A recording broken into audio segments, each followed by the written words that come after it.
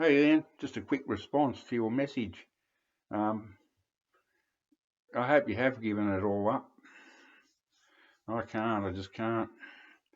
I, you know. Um, I just thought I'd show you something. This is my grandmother, who I never met. All my grandparents died before I was born, bar one, and she was a wonderful artist.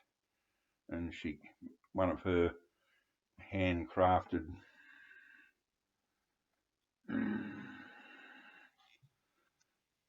boxes is very low res, bad reception here tonight. The cold weather seems to affect the. Yeah, gorgeous stuff. This was a trend in the 1920s after World War One, where they went back to. A lot of people took up. I forget the name for it, folk art or something. Anyway, for some reason, I've only got one thing inside it. Oh no, I've got two. Oh, three. Um, I'll just show you two little cards I have here. Cigarette cards, cigarettes.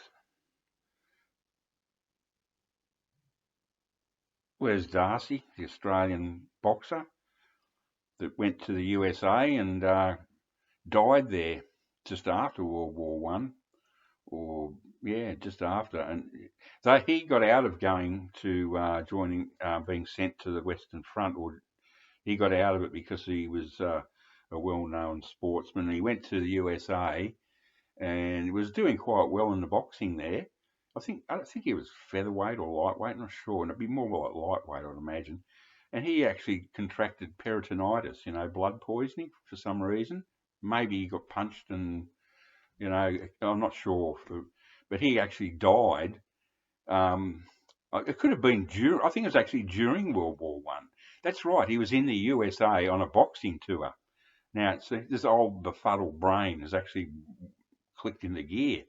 Yes, he he didn't end up being sent there because there was conscription in the late part of the World War One, and he was in a fight and he got peritonitis, probably caused by a cut or something. Anyway, that's why he didn't. I suppose if he'd gone to the trenches, he would have died anyway. So he was very young, probably 20, 21, something, 19, I don't know. Les Darcy, probably unknown to anyone under my age, 70, but he was a very, very well known, had so much potential and died very young. I think he died on the boat coming back to Australia. Doesn't matter. And another great Australian, Sir Walter Lindstrom. Um, Not pool, not eight ball, billiards. You know what I'm talking about. Um, and I'll get onto that subject in a minute too. I'll talk about Canberra.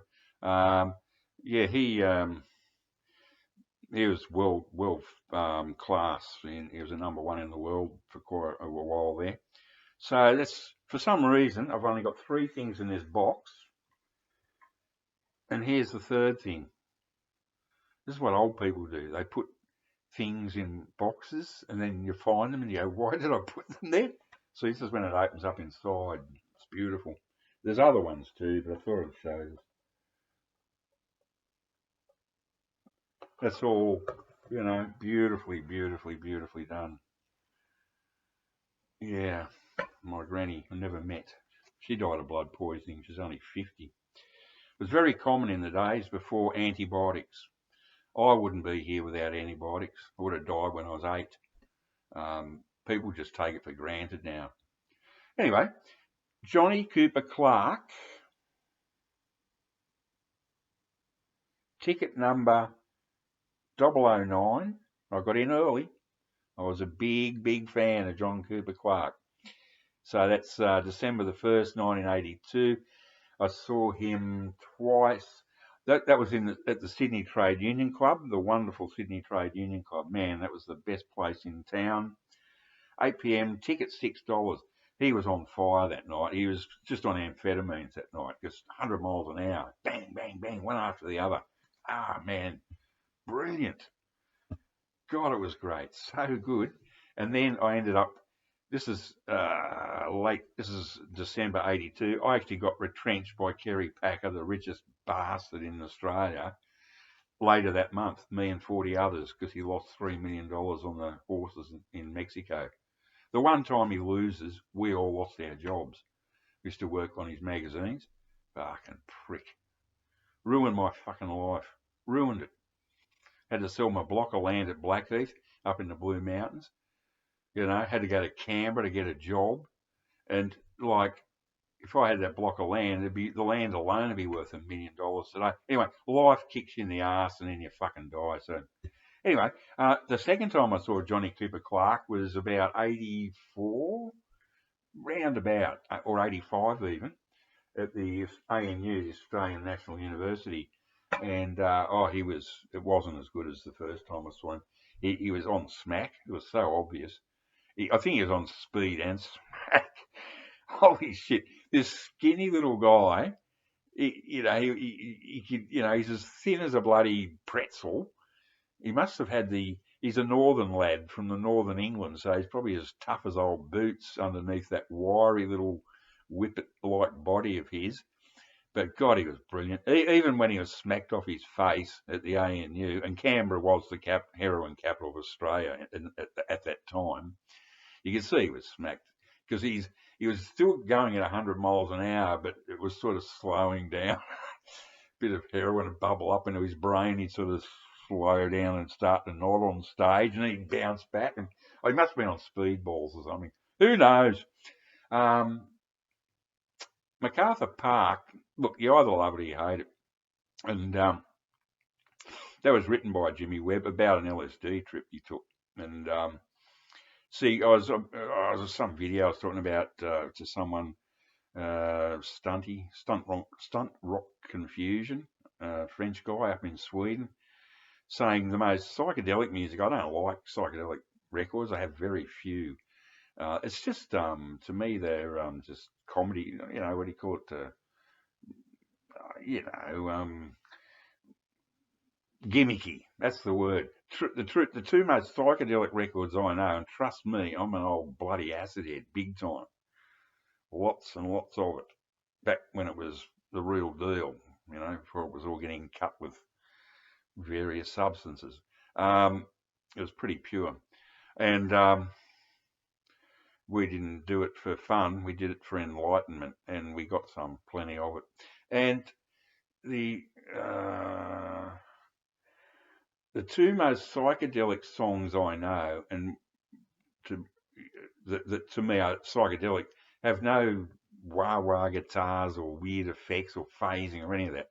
Number one is Some Velvet Morning, Nancy Sinatra and Lee Hazelwood. That is 100% psychedelic. That is psychedelic, man. And MacArthur Park, number two, to me, that's psychedelic, really psychedelic. Watching a cake melting in the rain, only that can come from acid. That's an acid comment for sure.